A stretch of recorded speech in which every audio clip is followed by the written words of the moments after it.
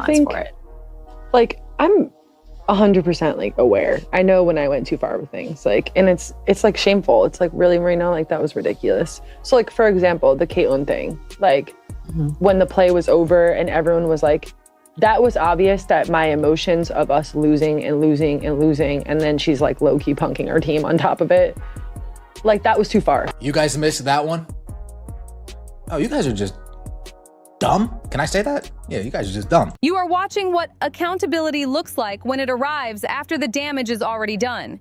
Marina Mabrey went on camera and finally owned part of what happened with Caitlin Clark in that playoff moment. She admitted she crossed the line. She framed it as frustration, as heat of the game, as a response to losing and to Clark energizing Indiana. And that's exactly why people are not letting it go. Because the issue was never just that she lost her composure. The issue was the pattern, the timing, and the way the explanation still tries to shrink what actually happened into a simple emotional slip.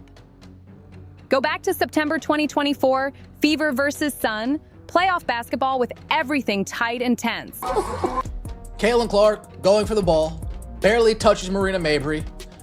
Being the flopper and the flailer that Marina Mabrey is, she sells the contact, falls to the floor, and gets up ready to do something.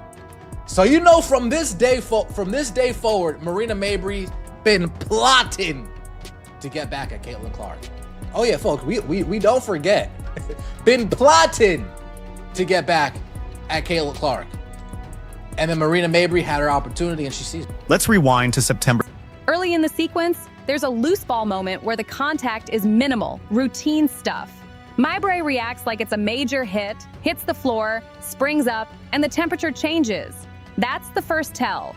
Not the foul itself, but the vibe shift. You can feel the moment turn from competitive to personal. Then comes the part people remember, but not always clearly. Clark takes contact up high and gets caught in the face. For a beat, she's disoriented, eyes watering, body turned away from the action as the whistle kills the play. Dead ball. Everyone knows it. That should be the reset. Instead, that's when the shot comes from behind.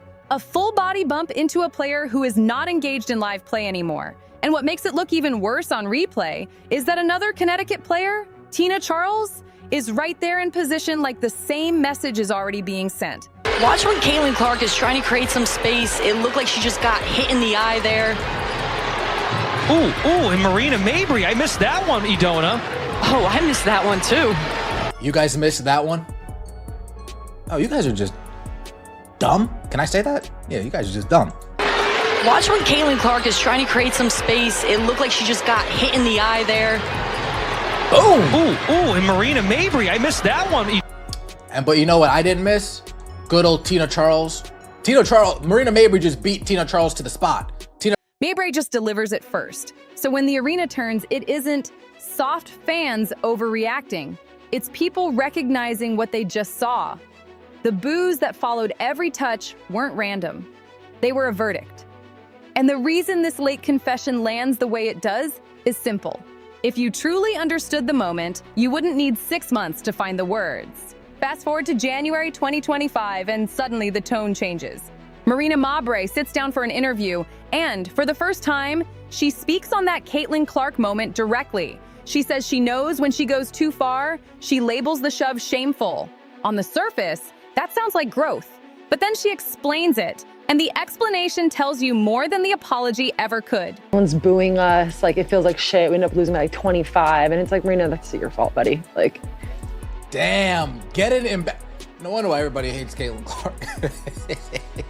You find yourself on the floor with CC22. Yeah, you're most likely gonna. Her team was losing. Clark was, in her words, low-key pumping up Indiana. And that energy, that confidence, that crowd-feeding swagger pushed her over the edge. Notice what that means. She's not describing a basketball play that got out of hand. She's describing a situation where she could not emotionally handle the other side feeling good. She even tries to soften it with comparisons like this is just part of competitive fire. She brings up another scuffle, another moment where things got chippy, and she frames that one as controlled. It fueled her team, but didn't cross the line. Then she admits what really bothered her. They went back to Indiana after that incident, and got booed relentlessly. They lost big. It felt miserable. That's the real consequence she keeps circling, not what happened to Clark. The humiliation, the backlash, the way the building turned her into the villain.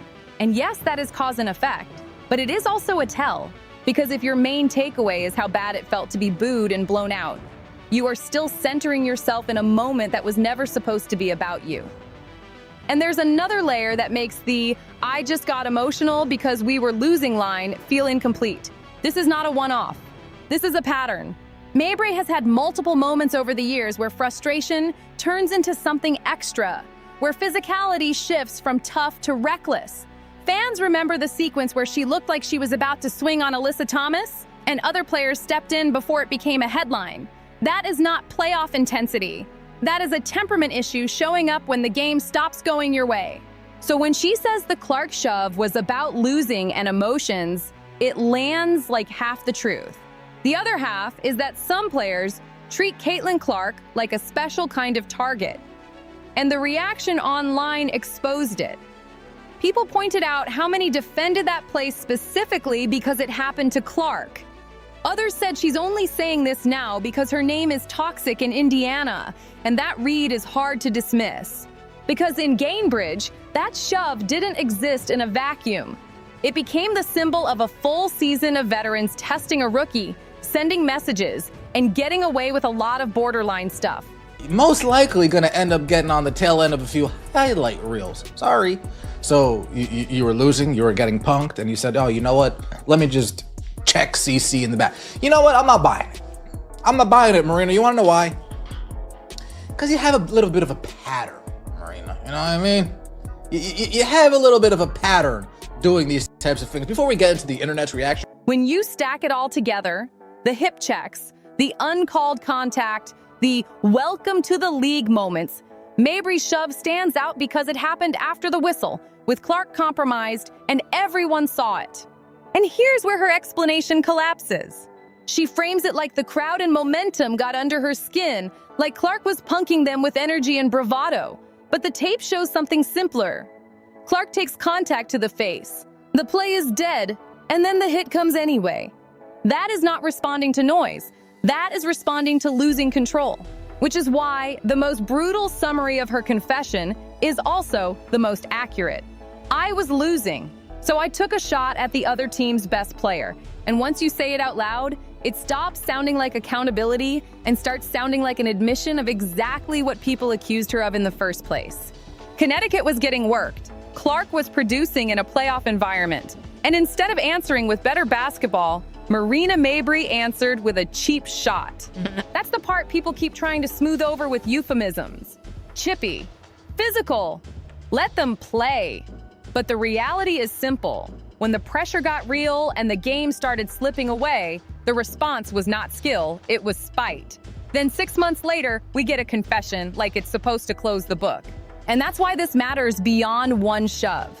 Because Mabrey's confession is not really about Mabrey. It's about Caitlin Clark's entire first year in the WNBA and the culture that formed around her the moment she arrived. From April 2024, you could feel a split in the league. Not in every locker room, not with every player, but in the energy, in the quotes, in the way games were officiated, in how the conversation kept getting framed. Clark wasn't just a rookie, she was a disruption. She brought a new audience, new cameras, new attention, and that attention landed unevenly. Some players recognize the obvious. More eyeballs means more money. More sponsorship means more leverage. A bigger spotlight means the whole league can grow. Those players leaned into it, competed hard, and still understood the bigger picture. But there was another camp that reacted like the spotlight was being stolen. They did not just want to beat Clark, they wanted to humble her. They wanted to teach her a lesson. And that mindset shows up in the same way every time. The contact gets a little higher. The hit comes a little later. The extra shove shows up after the play is dead. And afterward, it's either silence, denial, or a lecture about how she needs to handle physicality. That part is what always felt backwards. The story kept getting told as if the problem was whether Clark could take it. As if the league was running a toughness test and she was the one on trial. instead of asking the obvious question. Why is the contact around her so often about sending messages instead of stopping a play? Mabrey accidentally confirms what fans were saying all season. She doesn't frame it as "I made a bad basketball play."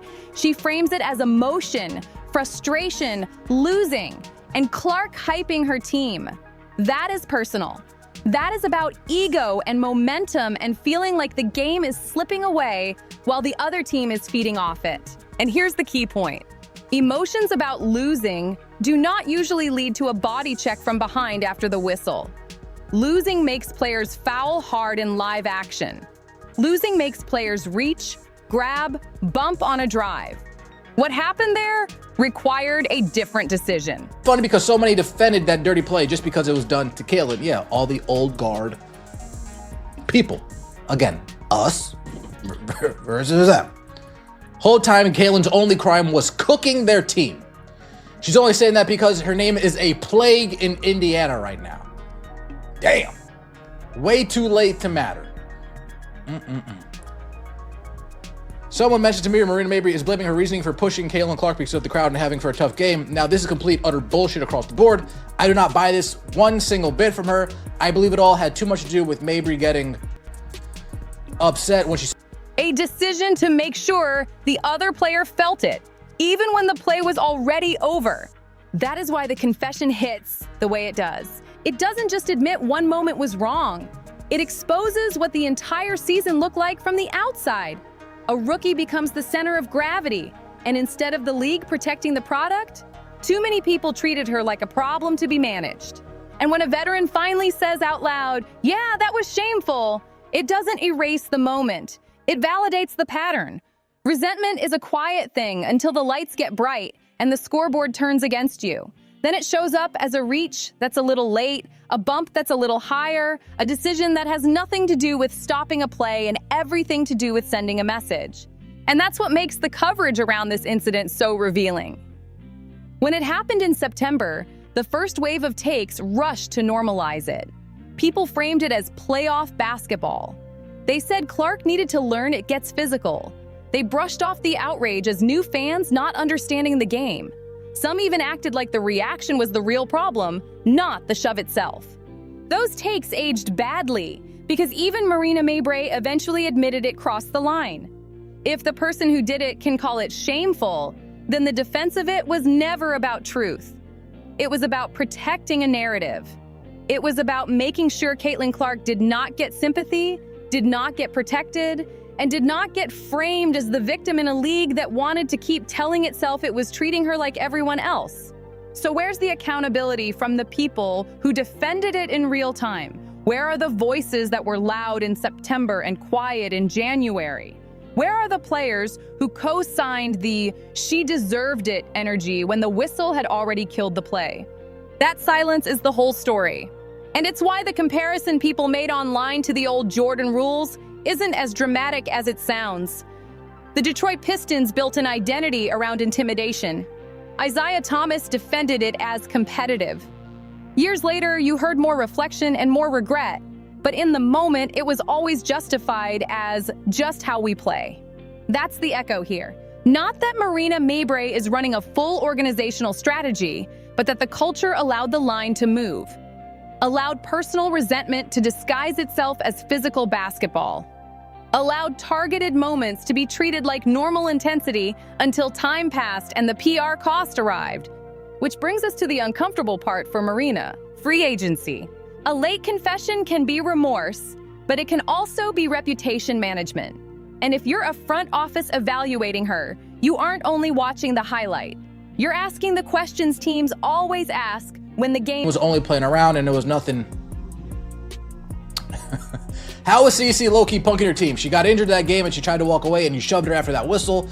That was in you and you only, not CC and not the fans. You got booed because of what you did. You just can't handle people watching you play. People defending that was wild, like no way they were watching that clip and thought that it was okay, lol. She got poked in the eye, then shoved to the ground. Shit was wild.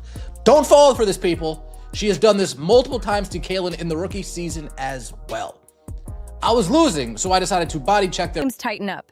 Can she handle adversity without losing her composure? Does frustration turn into a liability? Does her emotional swing become your problem in a playoff series? Because it's not just that a shove happened, it's that it created consequences that follow you into arenas where the crowd remembers. And Indiana is not a random stop anymore. With Caitlin Clark, the Indiana Fever became a centerpiece franchise. Gainbridge Fieldhouse is no longer a sleepy building. It's a loud market, a high-engagement market, and a market with a long memory.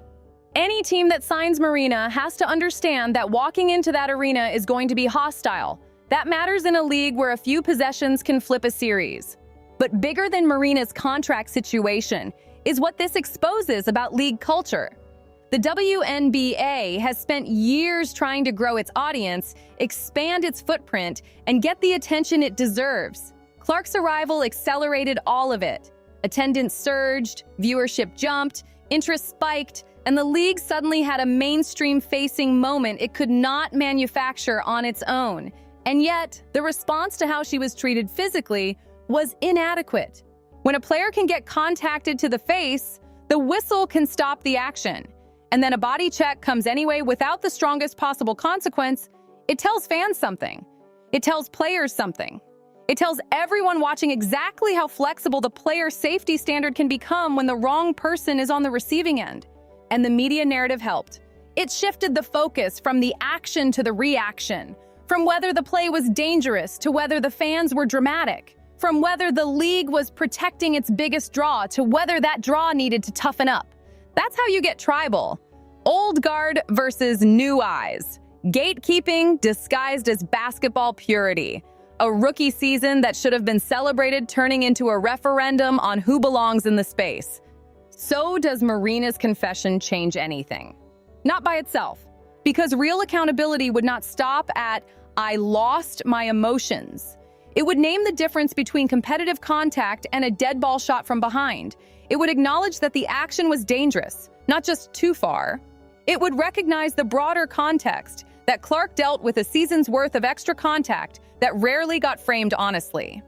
And the comparison Marina makes to her other scuffle is revealing. She talks like it's all one spectrum of intensity, when the key distinction is obvious. Face-to-face heat in live action is not the same as a blindside after the whistle. If the league wants growth, the culture has to tighten up. Consistent, flagrant standards, clear consequences, less narrative gymnastics, and yes, the same protection for the biggest star that every other sports league gives the person driving the audience. Because fans are not going to keep showing up if they feel like the product is their favorite player getting targeted with little accountability. That isn't toughness, that's a growth problem. Marina's confession is a start. It's just not a solution.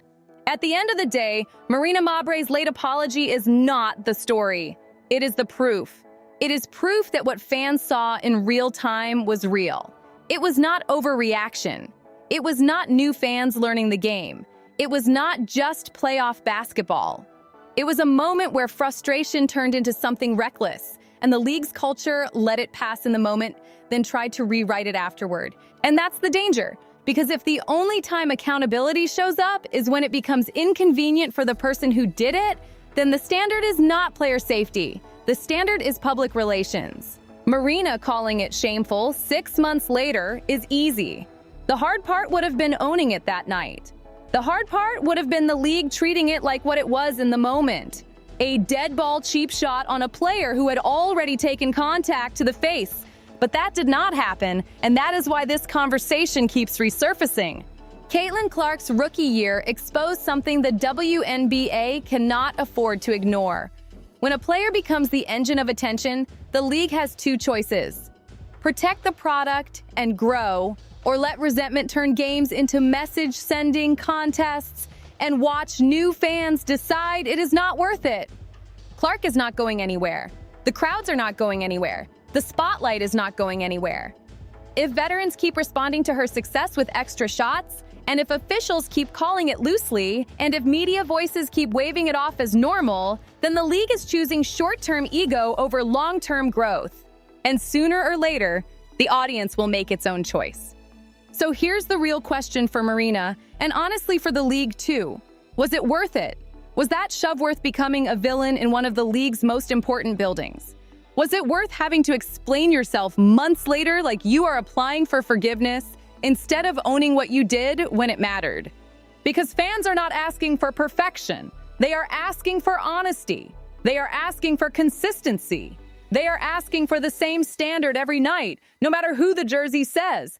If this confession leads to real change, then it matters. If it stays surface level, then it is just damage control, and the pattern will repeat because nothing was truly corrected. And if you want to keep up with every twist of this story, every angle the mainstream won't touch, and every clip that shows what really happened versus what they claim happened, make sure you stay locked in with Courtside Leaks. We've got every angle covered, every leak, every backstage twist, every moment they won't show you. Hit like, subscribe, drop a comment, and share this video. Stay locked in with Courtside Leaks, your home for the truth behind the WNBA headlines.